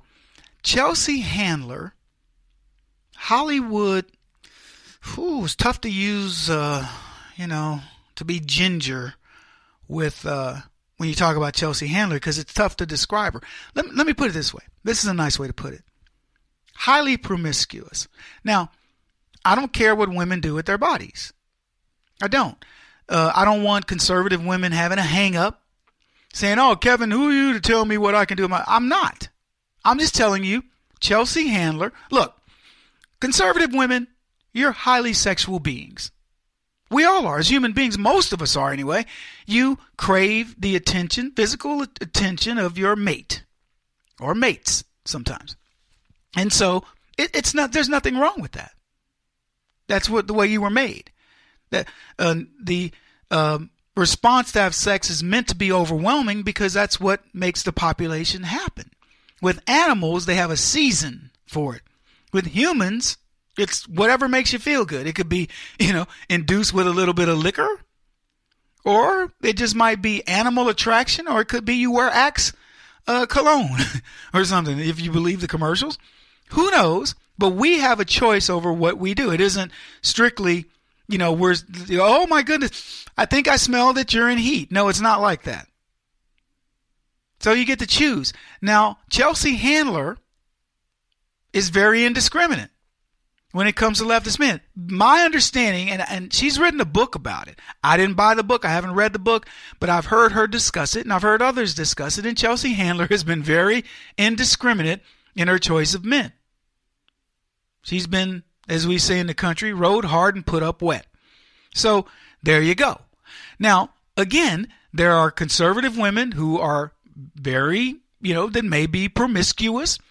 I'll be honest with you, they tend not to be as much. But again, I'm not making a moral judgment here. So I don't want people sending me notes. Kevin, I'm a woman and I can do what I want. You're exactly right. You can be any way you want, and there should be no judgment on that, even though there will be. Let's just be honest. There will be. And my judgment on Chelsea Handler is she's very easy. If you were dating Chelsea Handler and you were out in Hollywood, there would be nobody going, wow, there's Kevin with Chelsea. She's made a discerning, met a discerning man, blah, blah, blah. They would go, well, Kevin must be trying to get laid today. That's kind of what they'd be looking at. And I don't think that's a very good reputation for a man or a woman to have. Just being blunt, it's not a sexist comment. There are guys that, they go, oh, man, it's like we used to say Bill Clinton would, mess with a snake if you hold it still long enough for him.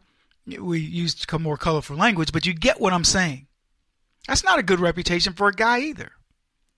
But here's Chelsea Handler now saying it is her goal to voluntarily sleep with a Republican, as if she had to put voluntarily. What? We're a bunch of rapists? We're no Weinsteins over here waiting for her to get into the room with us so we can commandeer her. And then I love how she says it's her goal, because that implies it isn't just going to happen naturally. Whew, thank goodness. And when I saw this, I was like, you know what, Chelsea? Interesting goal. And if you're a Republican and you say to yourself, well, I'll buy, man, good luck. I don't believe that a real Republican would take her up on that. Now, that's not to say Chelsea Handler's an ugly woman. She's, again, I think she's probably how old is Chelsea? Can you Google it maybe? I know she's over 40. And at some point in her life, I will tell you, she appears to be an attractive woman. And maybe she still is. I'm a bit jaundiced in how I view her, but maybe she still is. But I like that it's just a goal. But I will say to Republican guys, you could not be a real Republican and want to be with Chelsea Handler. No offense against her. I'm not trying to impugn her in any way. I'm just saying she's not Republican material. There you have it. What I really wanted to talk about, though, is another woman. She's supposedly a champion of the #MeToo movement. And she's been accused of sexual assault. Sexual abuse, I guess is what you should say. It is assault, what she did, technically. And I'm going to tell you something. You can expect to see more of these assault stories involving powerful women. Particularly when the LGBTQ movement finds out how much power and money can be gained simply from making allegations about sexual misconduct. Now, we've seen it over the past few months. Dozens of guys have been caught in this trap of sexual abuse allegations. And some of these allegations go back decades. They have flimsy evidence at best, but it hasn't stopped the women's movement from getting its pound of flesh. But holy mother of Susan B. Anthony, now we get a leftist chick under fire. And Politico reported this story that California Assemblywoman Cristina Garcia, whose high-profile advocacy of the Me Too movement earned her media notice nationally. She's now the subject of a state legislative investigation in the wake of a report that she sexually harassed and groped a former legislative staffer. Now, here's what's funny about this. I wouldn't have believed this. There was a time in my life where if you said to me, a woman would go grope a guy, grab him by his crotch and go, yeah, man, I would have been like, dude, what planet are you from? And then I grew up. One of my buddies is a singer-songwriter. And we were having a discussion and he said to me, a lady, I forget all the different details of it, but I do remember the story where he said he was doing a session with, I can't remember who the lady was, but she was a really like a big singer. And I'm not, I'm going to say Streisand, but it wasn't Streisand, and she wasn't as big as that, but she's a well-known singer. And he was doing a session. I don't know what he was playing, piano or guitar or something. He's a really good musician. And good-looking guy. And when they wrapped up, the lady sent the band. She was like, okay, guys. Everybody's like, well, we're going to go grab something to eat. You coming? And, my buddy's like, yeah. And she goes, no, hey, I tell you what, you guys just go. And I'm not going to say his name, but she says, he's going to stay here with me. And he just kind of looked around like, what? And he said he stayed there.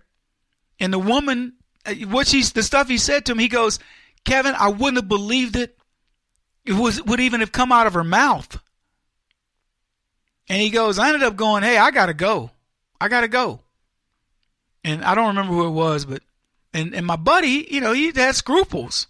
He's like, no, I'm not a piece of meat for you to tell the band go. And the thing about it is the band kind of went like, okay, we know what's about to happen now. And he's like, I'm not going to be that dude. So good for him. Anyway, back to this Assemblywoman. In December, when Time magazine announced the silence breakers who spoke out against sexual harassment were its person of the year, Garcia, her face was prominently included in the art accompanying the cover story. But Daniel Fierro of Cerritos told Politico that in 2014, as a 25-year-old staffer to the assemblyman by the name of Ian Calderon, he got groped by Garcia. He said she was a powerful Democratic lawmaker who chaired the Legislative Women's Caucus and the Natural Resources Committee. He said she cornered him alone after the annual Assembly softball game in Sacramento as he attempted to clean up the dugout. Fierro said Garcia appeared inebriated, said she began stroking his back, then squeezing his buttocks, and attempted to touch his crotch before he quickly escaped and left. And here's what I can tell you it happened. I know it happened because the women's movement leaders, say that we must believe the victims. You don't turn a blind eye to the victims of sexual assault unless their husbands do it, like Hillary Clinton. But here's Hillary talking about it. I want to send a message to every survivor of sexual assault. Don't let anyone silence your voice. You have a right to be heard, and you have a right to be believed. We're with you. I'm with her because she is so believable. Welcome back, everybody. Kevin Jackson here. It's the Kevin Jackson Show. Yeah, Fierro says he never reported the incident, which occurred years before the current Me Too movement and new whistleblower legislation to protect legislative staffers. But after he mentioned the issue last January to Calderon, his former boss, the matter was then referred to the Assembly Rules Committee that launched an investigation. And guess what? They found out he wasn't the only guy. Now, here's what I'll tell you. Men are humans too. They feel identically the same when they get sexually abused by women. Let's see how feminists handle this new revelation in the fact that Cristina Garcia is a sexual predator, just like Harvey Weinstein. Kevin Jackson on the Black Sphere Radio Network. Do you owe back taxes to the IRS or state? The secret to avoiding the IRS nightmare is to seek professional representation. My friends at Security Tax Associates provide the most cost-effective and ethical representation in the industry while helping to avoid seizures, levies, and wage garnishments. Security Tax Associates is here to ensure that the appropriate steps are taken to permanently eliminate any possibility of future tax burdens once and for all. For a free, no-obligation consultation, contact Security Tax Associates, 844-779-4177. That's 844-779-4177. 844-779-4177. Or visit them at securitytaxassociates.com.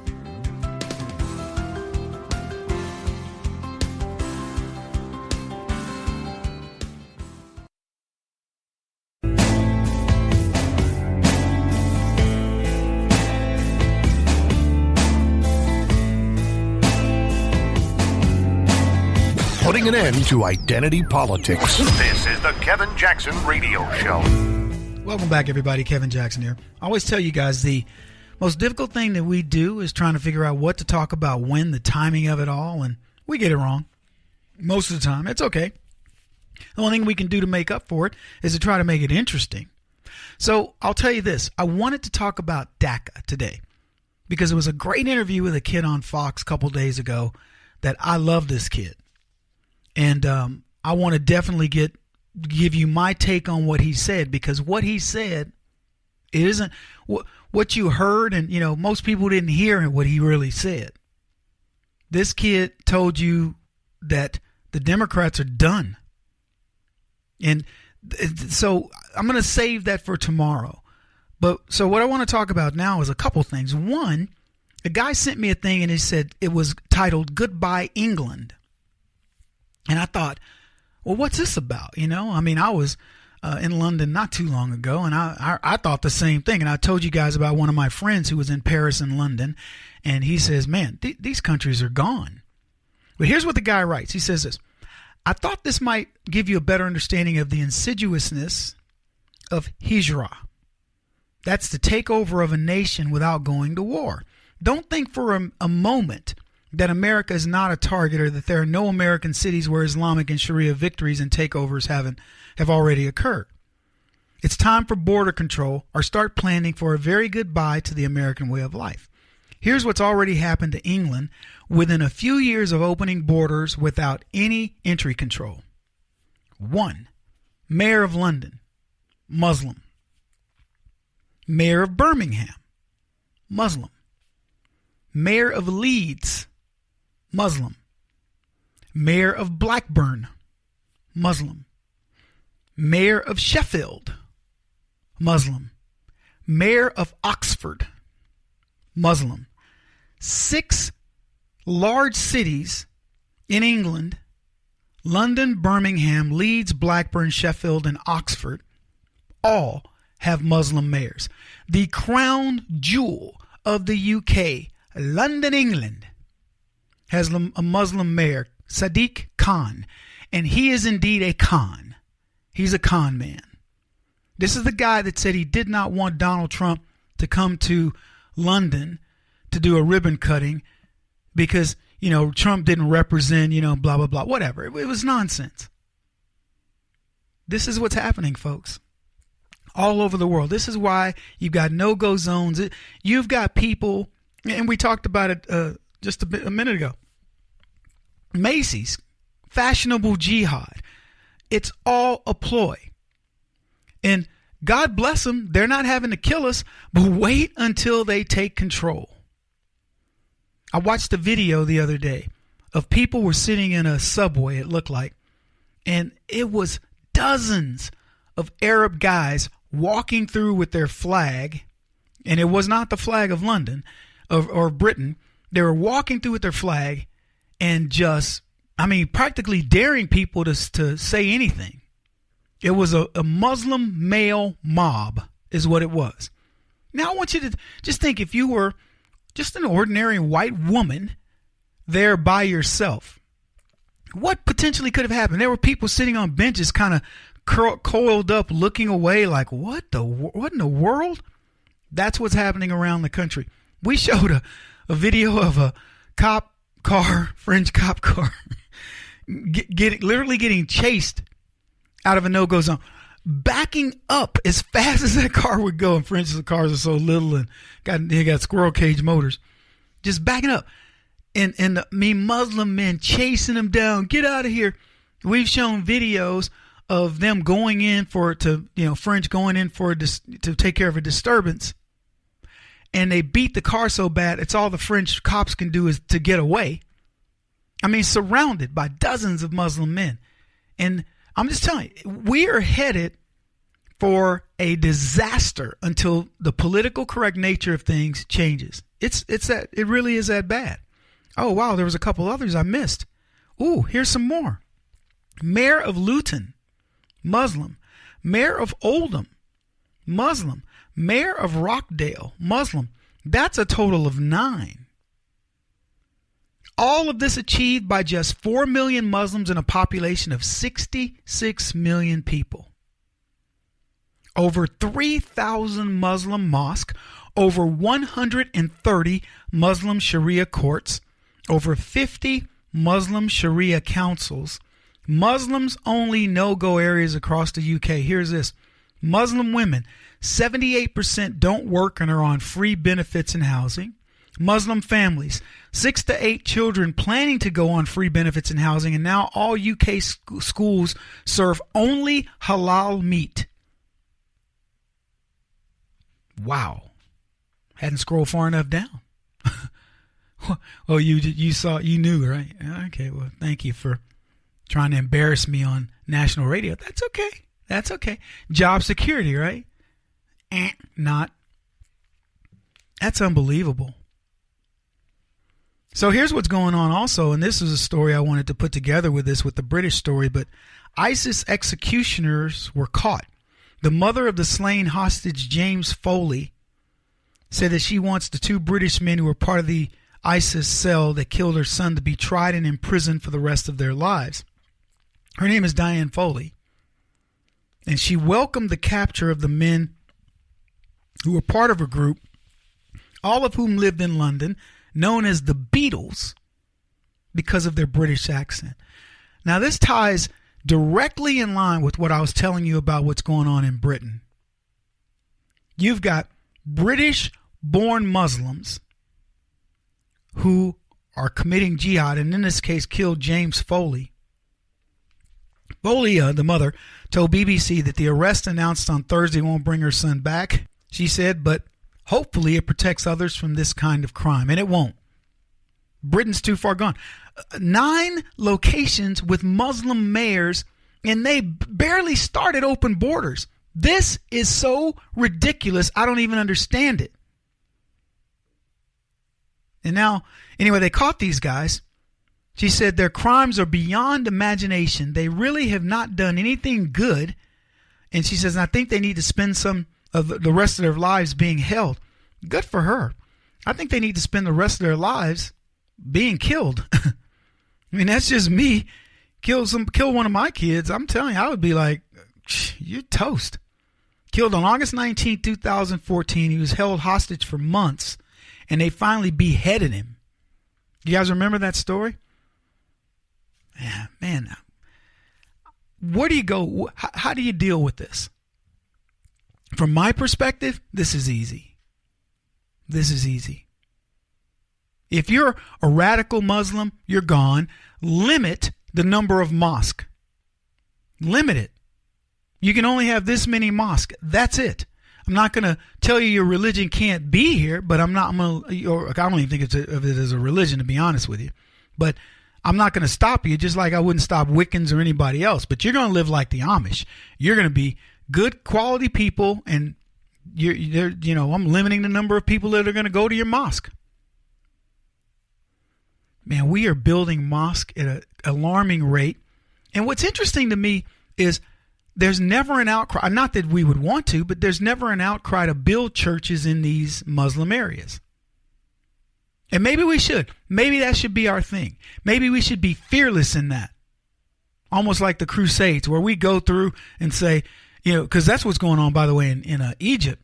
In Egypt, boy, the Muslim Brotherhood, anything Muslim, that's towards Islam, is they are so done with the theocracy there. It's ridiculous. They are sick of them. So maybe we do need to challenge. I look at it and say, I wouldn't want to. What pastor do you think, even black pastors, do you think a black pastor would I'm going to take my congregation over to the Middle East? It wouldn't happen. They wouldn't care if they're black. They're Christians. They're going to kill them. Man, I'm looking at this situation with London. 9 places, the crown jewel, not London, England, UK, 9 places. I'm going to repeat this. London, Birmingham, Leeds, Blackburn, Sheffield, Oxford, Luton, Oldham, and Rockdale. 3,000 mosques in London. 4 million Muslims of a population of 66 million. 9 major cities with Muslim leaders. Muslim mayors, 130 Sharia courts. How you can allow Sharia court in the UK is beyond me. 50 Muslim Sharia councils. And then freeloaders, left and right, pumping out kids at a ratio that should scare every Brit and every German and every French. But you name it. This is crazy, folks. How this is being overlooked is beyond me. And you wonder why the British said to heck with this. He won't stop until he's the top-rated radio talk show host in America. What kind of weird competitive freak are you? This is the Kevin Jackson Radio Show.